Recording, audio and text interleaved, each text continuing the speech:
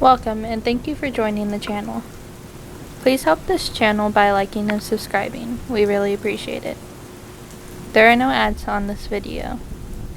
If you have a scary story you would like me to share on this channel, comment below and your story will be featured in a video. Now sit back, relax, and enjoy these creepy encounters with the paranormal, accompanied by rain and thunder. My little sister Emily always loved keeping a diary. She has stacks of them, pastel covers with little locks, each one filled with messy handwriting and stickers. She used to guard them furiously, threatening to tell on me if I so much as looked at them. But Emily passed away 3 months ago. She was only 11. A freak accident at the lake. She fell and hit her head on a rock and drowned before anyone could get to her. The funeral was unbearable, and afterward, I couldn't bring myself to touch her things. Her room remained untouched, like a shrine to the girl she used to be. But last week, Mom asked me to start sorting through her belongings. I found her latest diary in the bottom of the drawer on her desk. It was unlocked. I thought reading it might bring me some closure. I thought it would help me feel close to her again. I was wrong. The first few entries were normal. Today we had pizza for dinner. I took 2 slices before Joey could get them all. He got mad, but I don't care. And that made me smile. Emily always loved teasing me. The next few pages were full of harmless ramblings, complaints about school, doodles of flowers and stars, lists of her favorite songs. But then, about halfway through, the tone started to change. I saw the man again today.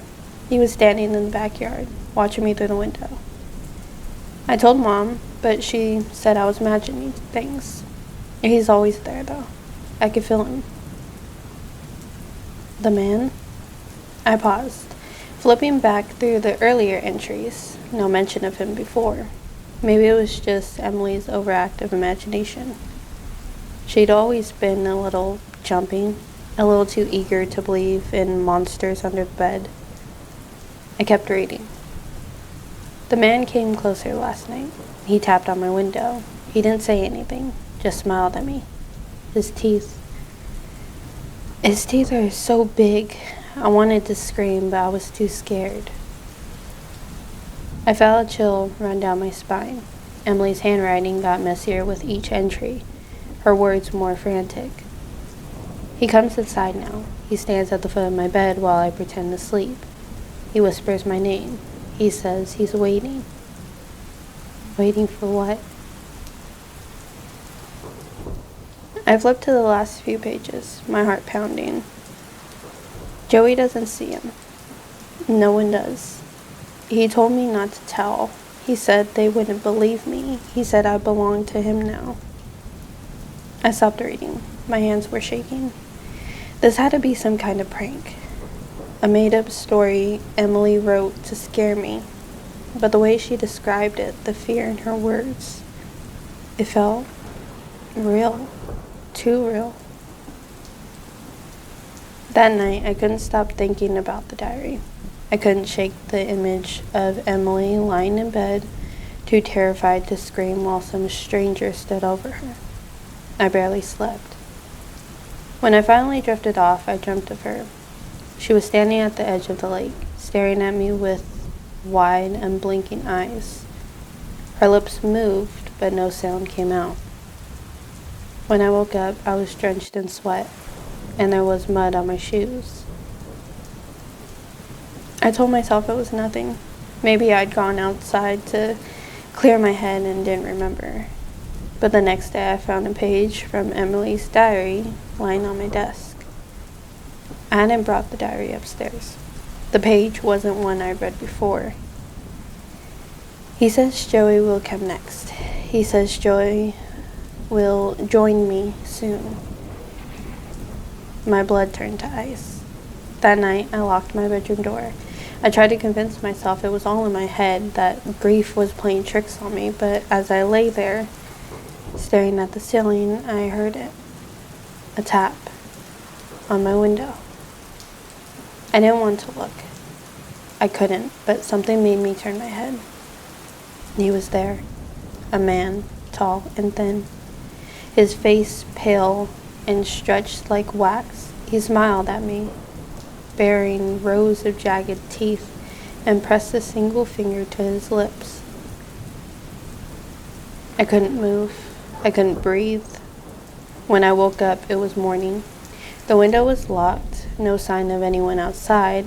I almost convinced myself it was a dream until I went downstairs and found another page from Emily's diary on the kitchen table. He says it's time. He says joy belongs to him now. I haven't slept since. I haven't left the house. I keep hearing taps at the windows, whispers in the dark. Last night, I found muddy footprints leading from the lake to my bedroom door. I think I understand now. Emily didn't fall. She didn't hit her head. He took her. And now, he's coming for me too. I moved into my house 6 months ago. It was a no-brainer. It was far enough away from the city to have some peace and quiet, but close enough to visit when necessary. Trees provided good shade in the summer, and the rent was cheap. It was perfect. Then, my new neighbors moved in. Typical yuppie idiots moved out of the city, but brought the city with them, drove a Tesla, and drank kale smoothies and gardened. I tried to ignore them, but they began to ruin everything. They constantly blasted their crap modern music, disrespected the local shop owners through parties that brought strangers to the previously quiet neighborhood. And they kept taking up more and more space with their noxious eyesore of a garden, raising herbs and vegetables to eat as part of the ridiculous, environmentally friendly vegan cooking. They wouldn't stop talking about it. Christ, that garden turned my stomach. The lights, the sounds, the smells. I hated it all, and I began to hate them. So, I started asking them nicely to tone it down, to turn down the lights, quiet the music, be considerate of their neighbors and the place they moved to. But all they did was ignore me. We bought this place and we live as we choose. Then I proceeded to asking less nicely. I left notes on their car door. Their front door, filed noise complaints with the local police, railed the other neighbors against them, but I was new here. And they had lots of money to throw around. So my efforts went nowhere. They even filed a complaint with the police against me, if you can believe it, said I was harassing them. They had no idea what harassment was. This went on for weeks, getting progressively worse, the noise and lights and smell driving me insane. Then they crossed the line. I was enjoying a quiet night in when lights came on and shone directly into my living room. And when I looked out my window, one of them had the nerve to look back at me and smirk, like I was some country bumpkin they'd put in his place. I'd had it. I got up and marched over to their house.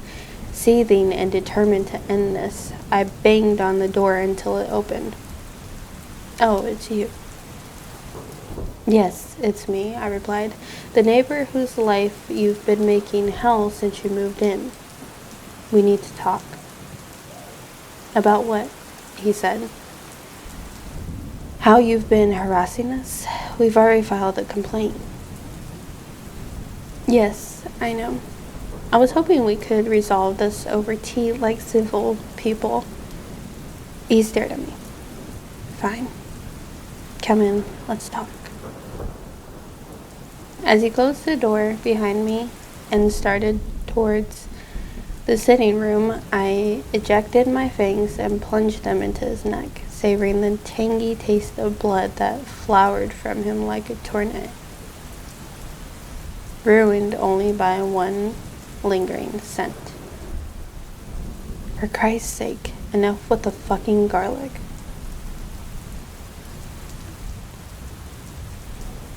The first time I saw Colin, he was crouched in the hallway, gathering his books off the floor. They'd kicked him down again. No one helped him.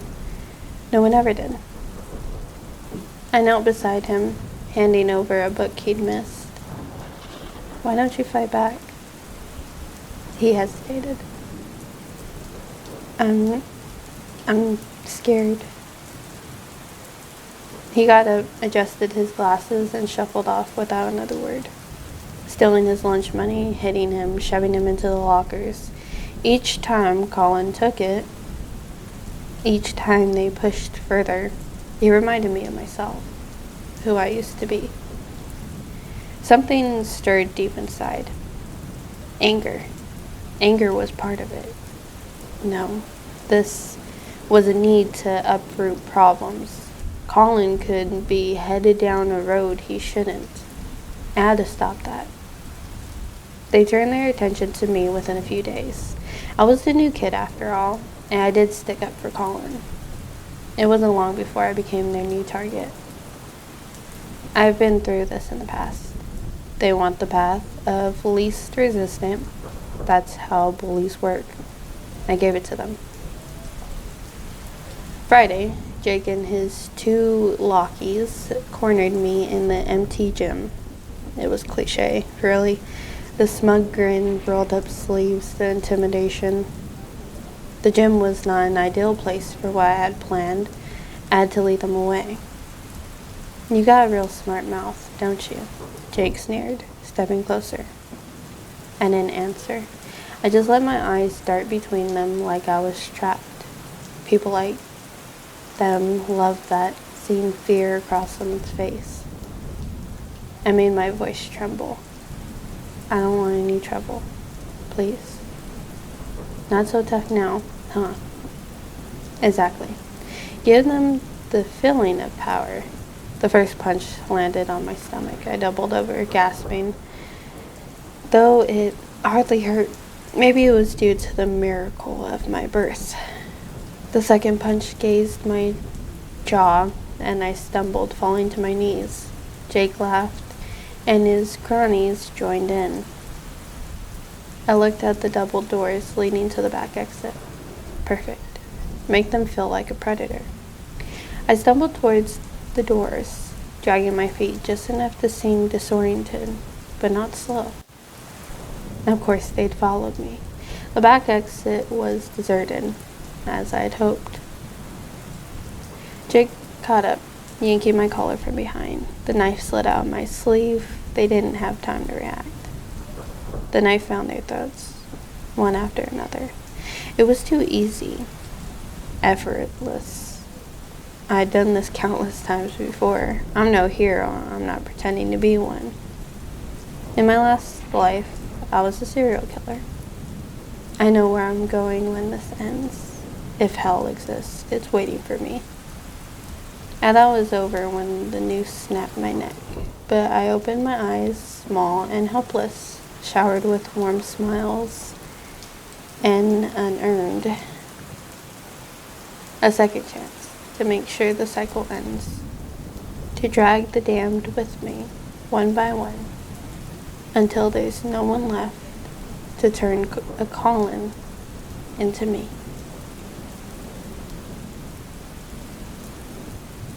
Alex knew the name of the man who actually murdered his daughter. He had never met the man. There was no connection between them, no reason Alex could give as to why he was the real killer. Alex sounded insane even to himself. So he went to prison. Alex was released 40 years later, at the age of 70. The deathbed confession of the actual murderer had caused the witness in the case to recant their testimony, admitting to fabricating their claims. Alex had been right about the killer's identity the whole time. Fate didn't care, though, and had kept piling on. 2 months before his release, Alex had been diagnosed with terminal cancer. He had mere months to live.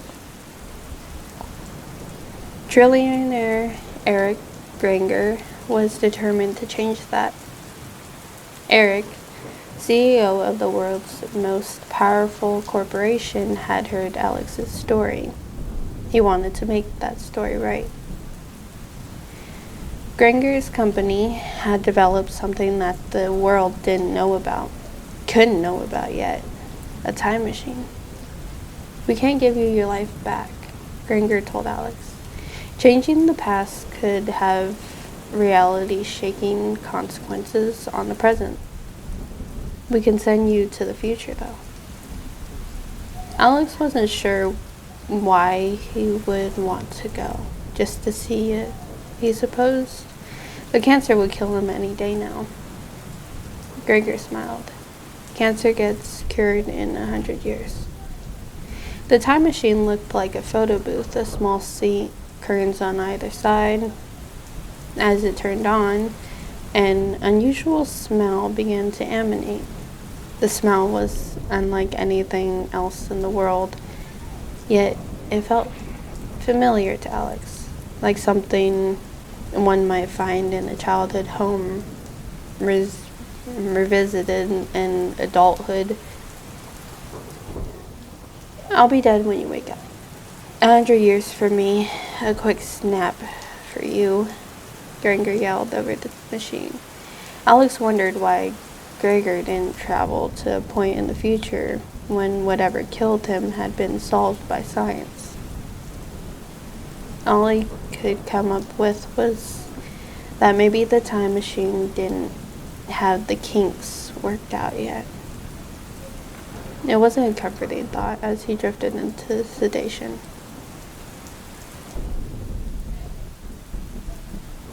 Alex awoke groggy. His hands, they were wrinkle-free. He was so young. Alex looked around and found himself in a small cell that he knew too well. He screamed as the realization of what had happened set in. After a moment, though, it was all gone. The deathbed confession, the time machine, nearly everything. The only thing he retained was the name of his daughter's actual killer. That he knew, for some reason, he would remember that name for the next 40 years, sharing it with anyone who would listen. Though no one believed him.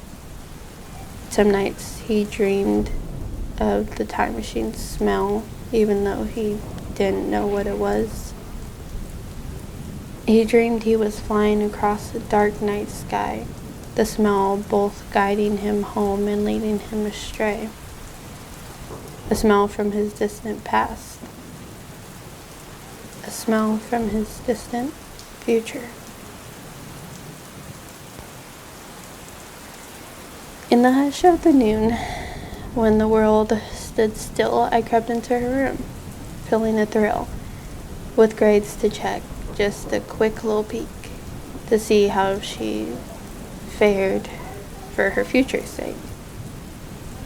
I opened the drawer, expecting to see papers and projects, for bright history, instead of pencils, atlas, and maps, a severed finger lay, carefully wrapped. My breath caught tight, confusion and fear. What did this mean? How did it end up here? Thoughts raced through my mind, a whirlwind of dread. Images flickered at the things left unsaid. Was it a prank? My mind was at war. Or a sign of malice, bullying gone too far? I glanced at her books, her photos on display. wondering what secrets had led her astray. Each moment stretched thin as I stood in the gloom, a father's heart heavy, sensing impending doom. What questions to ask? What path should I tread? The innocence lost, like a ghost in my head. I closed the drawer, my mind in a spin, the weight of her secrets now pulling me in.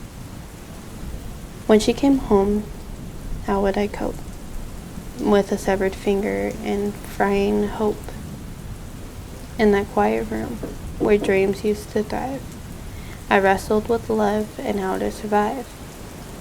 For shadows can creep and darkness can bind. And in that moment, I felt the divide.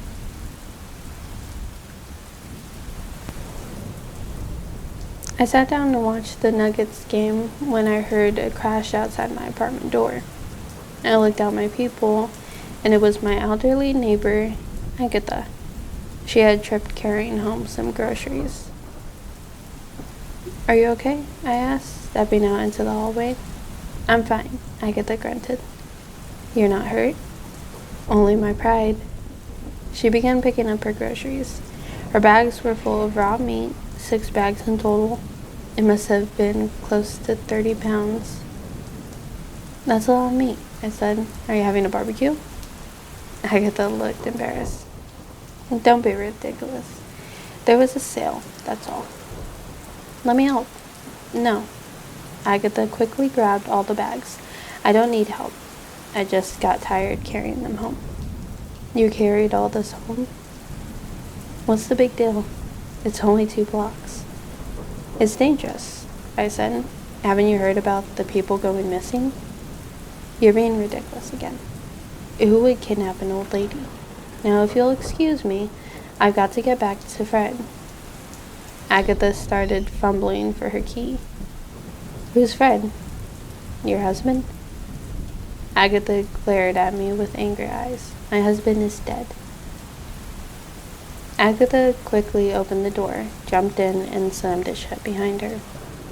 I went back to watch the game, but I felt like I insulted the poor lady. I implied she was too old to get her own groceries, and then I even brought up her dead husband. After thinking it over for a while, I decided I should go apologize. I walked across the hall and knocked on Agatha's door. "Agatha, you home?" "It's me, the ridiculous man from across the hall." "Hello?" When nobody answered, I tried the knob. I thought maybe she was hard of hearing. When I opened the door, a small black cat dashed between my legs and took off down the hall. Oh shit. That must have been Fred. Agatha's gonna kill me. I wanted to chase little Fred, but I saw something through the door. Out of the corner of my eye, I thought I saw a head. But that would be crazy, right? I slowly opened the door, and I wasn't mistaken. There was a bloody, severed head on the floor. Agatha's head. I almost puked my guts out. Then a miserable thought entered my head. Where's the rest of her? My entire body was telling me to run, but against my better nature, I decided to go and check her bedroom. Inside the room was the amalgamation of gore. Blood was splattered everywhere, and intestines and organs were tangled and hung like a Christmas holly across the room. On the bed was Agatha's headless corpse holding a letter. If you're reading this, I am sorry for what I did to those people. Know that I did it to prevent something worse. As long as you are in my apartment, there is only one rule you must follow. Do not let Fred out. If Fred gets out, we're all doomed.